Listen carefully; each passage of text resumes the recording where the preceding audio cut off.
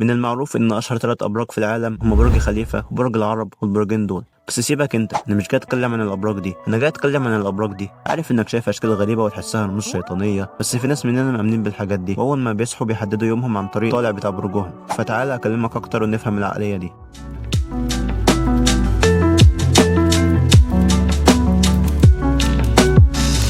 اوكي، الابراج يا صاحبي هي باختصار نظام قديم بيقسم البشر ل 12 شخصيه، وده عن طريق تاريخ الميلاد بناء على حركه الشمس وسط الكواكب وكلام كتير ملوش لازمه. بس معنى الكلام ده ايه؟ خلينا اولا افكرك ان الابراج اساسا نشأت في حضارات قديمه زي بابل والاغريق، وقت ما كانت الناس مفكره الكسوف غضب الالهه ومرض عقاب سماوي. انت لو فكرت فيها هتلاقي ان الابراج طالعه من زمان قوي قبل العلم الحديث، لسه مستمره لحد دلوقتي مع كل التطور اللي احنا فيه. لو سألت نفسك طيب ليه ده مش علم، هقول لك عشان العلم ليه 3 شروط. اولا انه يكون التجربه ممكن تتكرر تاني، ثانيا ان النتيجه بتاعت التجربه تبقى ثابته، ثالثا يبقى في قابليه انها تغلط وتصحح الغلط. تمام؟ لا مش تمام، عشان الابراج بقى ما فيهاش الكلام ده كله، ان مفيش تجربه تتعاد وتطلع نفس النتيجه. نفس البرج فيه ملايين الشخصيات، لو تخمينه طلع غلط يقول لك يا لهوي طلع مختلف، اللي هو هيطلع منها وخلاص. طب ما تخلينا نسالهم سؤال، لو فعلا الابراج حقيقيه، ليه بقى التوأم اللي اتولدوا في نفس الدقيقه شخصياتهم مختلفه؟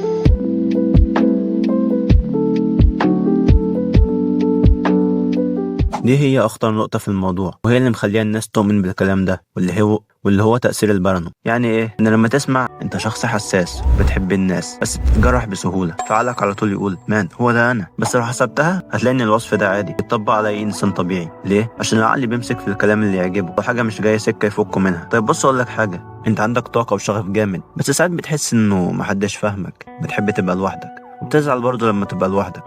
صح؟ مش الكلام اللي أنا قلته ده ينطبق عليك؟ ها؟ ما علشان يا ذكي كلنا كده.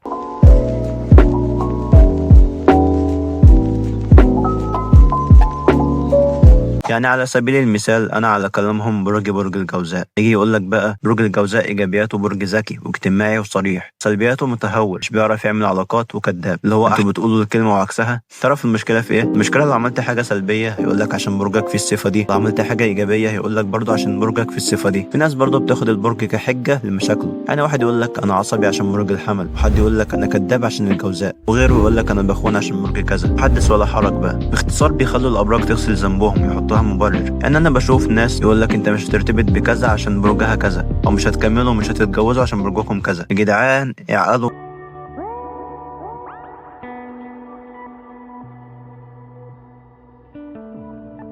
لو جينا بقى مسكنا الموضوع ده من الناحية الدينية، هتلاقي إن في حديث أبي داود وابن ماجه وغيرهم قالوا إن اقتبس علما من النجوم اقتبس شعبة من السحر زاد ما زاد. زي ما قال العلماء، إن صدق هذه الطوالع واعتقد أنها تضر وتنفع بدون إذن الله، أو أن غير الله يعلم الغيب، فهو كافر. ومن آمن بأنها ظنية ولم يعتقد أنها تضر وتنفع فهو مؤمن عاص ينقص ذلك من حسناته. فأنت يا صديقي ابعد نفسك عن الكلام اللي مش بينفع ده، بل بالعكس بيضرك، وركز في حياتك عشان هي مش ناقص الصراحة. بس ده كل اللي عندي عن الموضوع ده. استنى الفيديوهات الجاية، تقريبا فيديو كل أسبوع إن شاء الله، وده الانستجرام لو عايز تفهمني حاجة.